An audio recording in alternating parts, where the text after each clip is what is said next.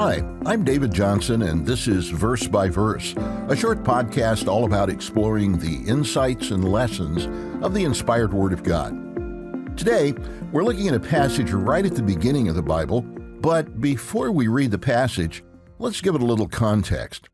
Many people read the first chapter of Genesis as if it were a fairy tale, an old Hebrew myth that has little to do with the real world.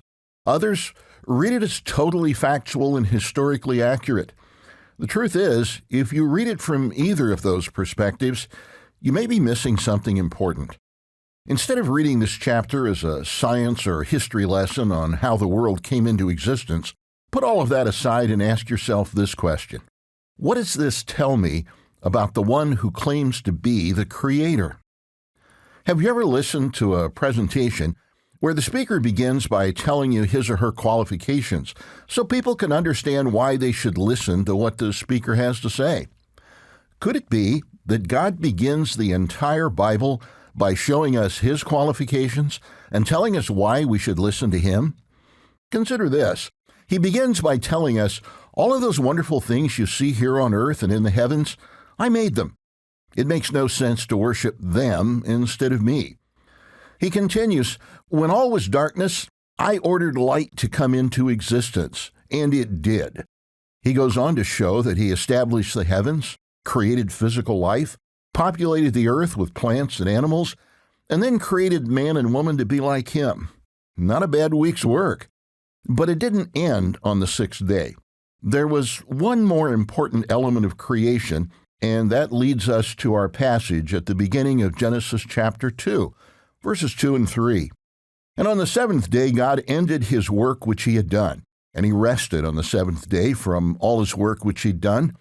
Then God blessed the seventh day and sanctified it, because in it He rested from all His work which God had created and made. This tells us that it was on the seventh day that God, the same God who did all the unique and awesome works on the previous 6 days, brought into existence a special period of time. This time was characterized by two distinctive qualities. It was blessed and it was sanctified. This time was not an afterthought. It was a part of God's plan in creating a perfect world for carrying out His plan for His children. That's why Jesus later taught that the Sabbath was made for man, for his benefit. The words translated as sanctified or hallowed or made holy all refer to the idea of something being set apart by God for His purposes. So this seventh day, every seventh day, is set apart from all the other days. It is unique and not like any of the other days. In a way, it is as if God Himself makes an appointment to meet with us to share His knowledge and His wisdom and to help us learn how to live in a way that makes life rich and meaningful. And what does it mean when it says He blesses the Sabbath day? The dictionary says to bless means to confer or invoke divine favor upon. So God tells us that while we have a personal responsibility each Sabbath, we're to prepare for the Sabbath and keep the day holy, set apart, dedicated to building our relationship with Him, He promises to place His special favor on the Sabbath day. So, how does this divine favor make the Sabbath a blessing to us? Consider just a couple of ways.